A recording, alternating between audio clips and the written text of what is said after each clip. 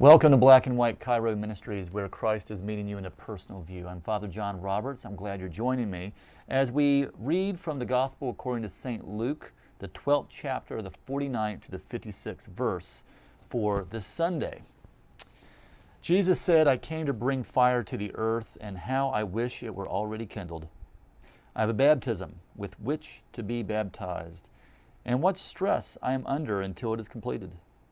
Do you think that I have come to bring peace to the earth? No, I tell you, but rather division. From now on, 5 in one household will be divided, 3 against 2 and 2 against 3. They will be divided, father against son and son against father, mother against daughter and daughter against mother, mother-in-law against her daughter-in-law and daughter-in-law against mother-in-law." He also said to the crowds, "When you see a cloud rising in the west, you immediately say, 'It is going to rain,' and so it happens. And when you see the south wind blowing, you say, 'There will be scorching heat,' and it happens. You hypocrites! You know how to interpret the appearance of earth and sky, but why do you not know how to interpret the present time?" The Gospel of the Lord. If it seemed that I was being emphatic with reading the Gospel today, you are correct. You have to read it the way that it was delivered by Jesus. You hypocrites! Boy, we just don't use those words in that way anymore because we're afraid we're going to hurt someone's feelings. Well, guess what? Jesus is saying feelings are going to be hurt. And just as sure as you look on the east, the west, the north, the south for the pattern of the weather, he is telling you that relationships and the pattern of which are surely going to change. The relationships he's speaking to is the relationship of the world to God. And how does it relate to God? Well, it certainly does not recognize that God has come into the world through his son Jesus. And Jesus is coming into the world with great passion. That's the one thing we forget to refer to in our Eucharistic feast, is to say that it is a passionate event.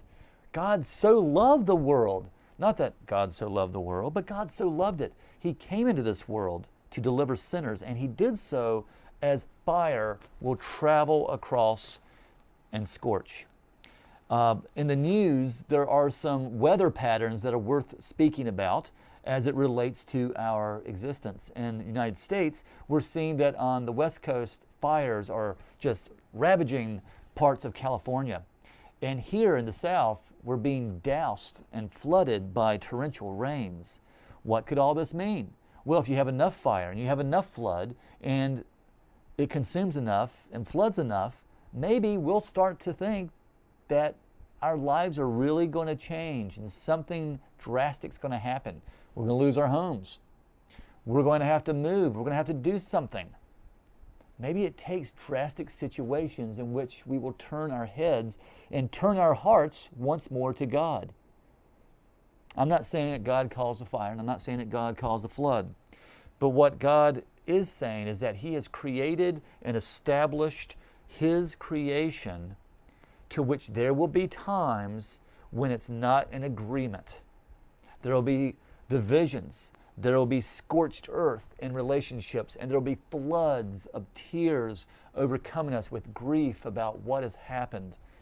If you think that you were born into this world to never experience any of that, if you think that your human existence is to be completely purged by your isolation, you're dead wrong.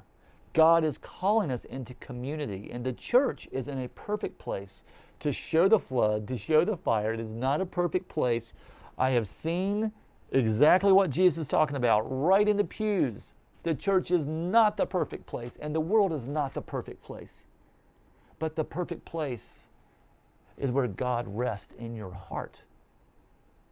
Are you, in the midst of flooding, in the midst of fire, in the midst of terrible interactions with beloved family and friends, are you still able to find the peace of God, to sit beside them, to sit within that storm, and to be reconciled to God? If you are, then you are ready for God to come into your life. I think that so many people think that the peace of God that passes all understanding is simply out of their own control. If they can just control their surroundings and control what is around them, that they will have that peace. But that's not what Jesus says. He came into this world. He came right into the midst of a fight. And he lived and he died for people that were yet to come, for you and for myself. What can you interpret? It says here that as surely as you see a cloud rise in the west, you immediately say it's going to rain. Maybe that cloud has risen in your life, and maybe it's time for you to pour out your love for Christ. As we go into the fall, there is no doubt that you can look to the west and you can tell that school is going to begin. There is no doubt that the holiday seasons of Thanksgiving and Christmas will not be far behind. There is no doubt that there will be a sense of restlessness with examinations and with family relations as they gather together. But maybe the best place for you to be is in a church. Maybe that's the best place for you to come and to ask for God to give you guidance and wisdom to be able to encounter all of these things. God will kindle your heart. He will certainly set you on fire because He is passionately in love with you. Please consider today your commitment to Christ, your involvement in the church, and your ability to love beyond capacity towards those circumstances and people that you don't agree with. As always, go forth in the name of Christ.